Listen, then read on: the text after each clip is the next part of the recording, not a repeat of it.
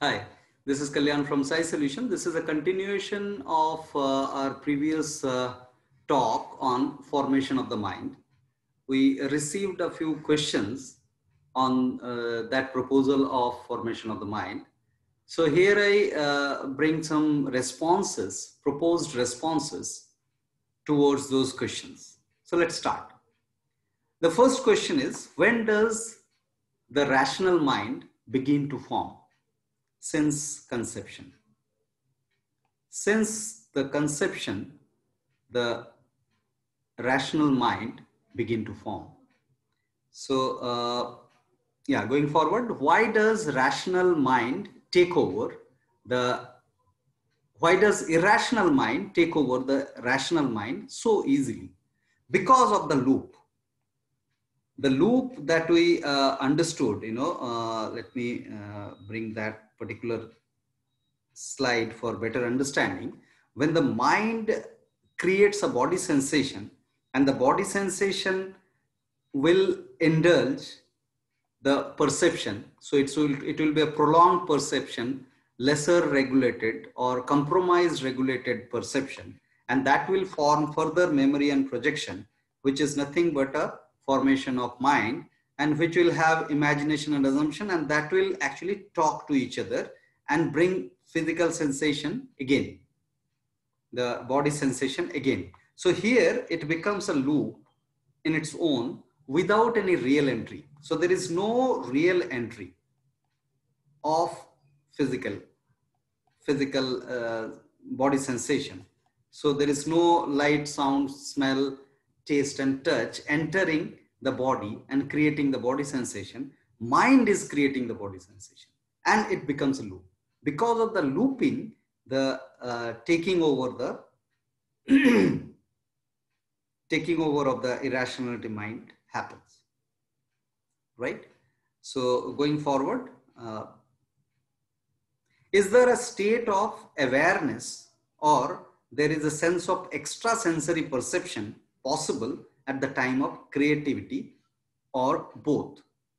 So here we need to understand the extrasensory perception is possible for an individual who conserves energy a lot, so that the conserved energy can be allocated to each senses, and which will definitely be more than what used to be allocated otherwise, right? Now, for an individual who has achieved this conserved vitality, it is not an extrasensory perception for that individual.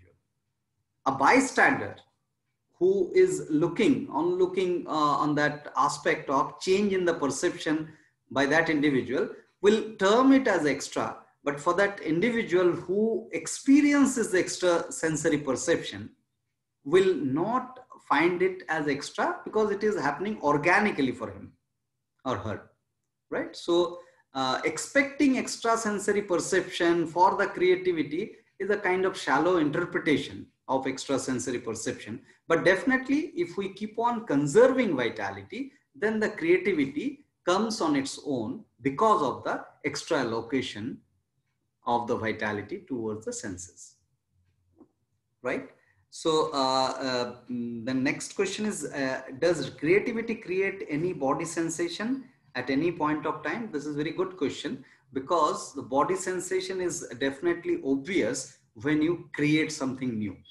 There will be an excitement, there will be slight pride also, but the duration of that sensation makes the all difference. If the duration of the body sensation is the least, as less as possible, then the irrational formation of the mind can be avoided. So there will be a little bit of the body sensation for sure, but that should not sustain. We need to be very careful about that regulation, that if this is creating any body sensation from the mind, then I am going to be looped. So this awareness will actually alert us and regulate us that no, this sensation is an irrational sensation. I'm being affected. So we can carry on with the creativity without body sensation. Next is, everything a child enjoys working on is etched in the memory.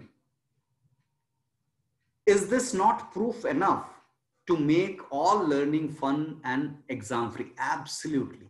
This understanding of formation of the mind is very much needed to understand learning at the core. If we understand this, then definitely we can understand that learning is always a fun oriented aspect, a stress free oriented aspect. When we put a stress in the learning, then the learning actually never happens. It is again a stressful situation which will create a lot of unregulated aspect within the individual, and that looping of the mind, because the exams, the stress of the exam, for an example, the stress of the exam is an assumption, and that creates a fear in the child or in the individual, and that becomes a loop. So exam oriented learning is not a rational learning, that's for sure, because it creates body sensation from the assumption, right? So you need to understand this aspect to understand learning at the deeper level. Now the next question is how is that something basic like this is overlooked by the biggest schools in India? Now, if you are talking about the education system, the flaw in the education system is very vivid in when we understand learning in this dialectical route. Now, the education system is a program to provide some facility of livelihood, of a career, of getting a job, which it does offer. So if we understand that and expect that education system will provide the learning and the growth of the individual, then it will be a kind of over expectation from the system. It has to be taken up by the parents and the immediate caregiver of the children and the individual when they become aware that the learning aspect is absolutely an individualistic aspect. We cannot depend upon a system to become learned. Next is when can irrationality be acceptable? Any two example? I don't have this answer. To me, irrationality is irrationality. That should be discouraged. Why the question of acceptability? So whoever has put this question, please bring it on if you have something in mind. Does irrationality precede the rationality always? Does irrationality precede the rationality always? Well, irrationality can be converted to the rationality with the awareness how it gets formed. But otherwise, it's not necessarily that the rationality will come after we experience an irrationality. This is a default generation of the mind, formation of the mind, rational mind can occur when we expose ourselves to the natural entry, natural realities. If we expose ourselves to the stimulated realities, stimulated physical realities, then the regulation goes reduced and our everything follows with that loop aspect, if you can correlate, right? So rationality can occur without irrational occurring also. Is it rational to have a hobby? Okay, collection of coins, stamps, stones, etc. Absolutely rational, provided it doesn't become an obsession. Obsession means you are creating body sensation with the thoughts of the hobby. So if that is occurring, then we are heading towards the irrational formation of mind. Otherwise, having a hobby is a creative endeavor and engagement. So we need to be very mindful about the creation of the body sensation through any assumption or imagination. Now the next is, if one is aware of one's assumed reality, is this awareness enough to bring about aligned reality? Enough or not, I don't know. I can't answer or respond to this, but definitely it contributes to the aligned reality for sure. Because the assumed reality, when you realize and identify, that's the first step to bring a change within an individual. So aligned reality is definitely includes this awareness of the assumed reality. Are non-perceivables irrational? there is no claim about that. Non-perceivable aspects also could be rational, but it is definitely an individualistic perception, individualistic awareness of identifying the non-perceivable as rational, right? So this cannot be imposed. My rationality about the non-perceivable aspect cannot be imposed on others. It is an individual's endeavor and exploration of life. So those are customized by an individual. Now, what is the distinction between positivity, negativity, and neutrality in the light of reality? So positivity and negativity necessarily are opinions. Neutrality is the reality. Reality doesn't have any opinion. It is a tendency, right? It is not an intention. So positivity and negativity are the intentional base aspects, which are opinions, but neutrality is tendency based natural reality, right? And on the other hand, the reality has its own progression. And if we term that progression as positivity, then we end up terming neutrality as the real positivity, not an opinionated positivity is the positivity. So neutrality itself is positivity by default. What is exactly the definition of mind? The mind is a collection of awareness, memory, and projection. So those are triggered from different roots, but it is a collection of these three aspects. How do we differentiate mind from physical brain, emotional body, and persona and personality? Very beautiful question. So physical brain and emotional body are the contributors of formation of the mind. Physical brain is the headquarter of the neurons, right? So the neurons, if the neurons are structured well, then the perception gets better, and that actually leads to rational formation of mind. Now, emotional body is a bridge between the action. Action is that entry of the physical reality, and body sensation is that emotional aspect. That emotional body, what is being termed in this question, is that physical sensation.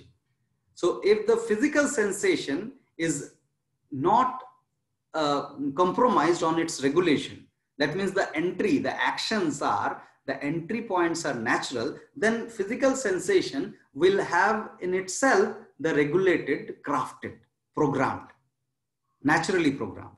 So definitely physical sensation or the emotional aspect contributes a lot in the formation of the mind if it is exposed to the natural, unstimulated realities. Now, persona or the personality complex is an overall self-formation.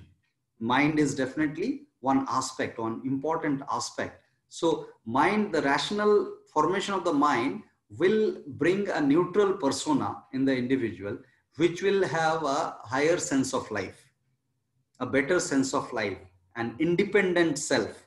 Independent self is termed as a better sense of life.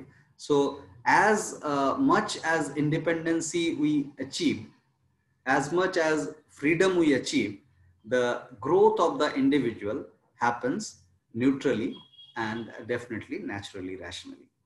In the light of these knowledge, how do we go about making decisions, or are we saying understanding these makes the choice obvious or choiceless, as JK puts, Jiddu Krishnamurti, the questioner talks about? So absolutely yes. So choiceless awareness is the crux of this knowledge.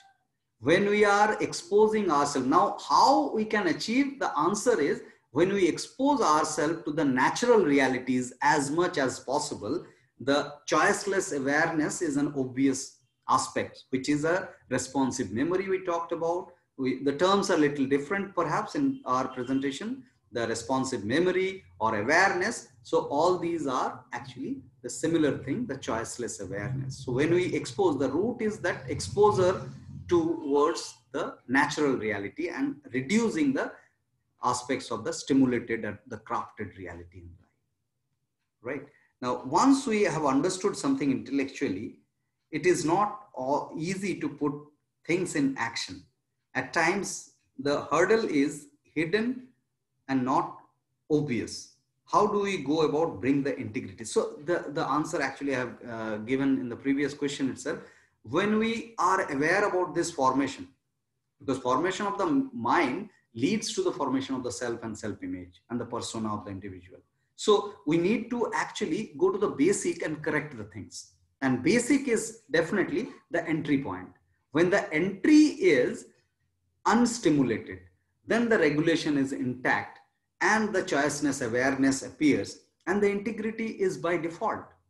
So as we go on exposing ourselves to the stimulated reality,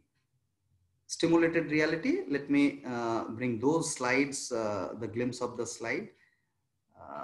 Yes. So this is how, if the light, sound, smell, taste and touch, those who have not watched the part 1, the formation of the mind, I encourage them to watch that, so it will be understandable further. So this light, sound, smell, taste and touch, if are stimulated, crafted, humanly crafted, then we have a prolonged perception, and the prolonged perception will form the irrational mind, and we become a loop in itself, as we have seen in the previous one, right? So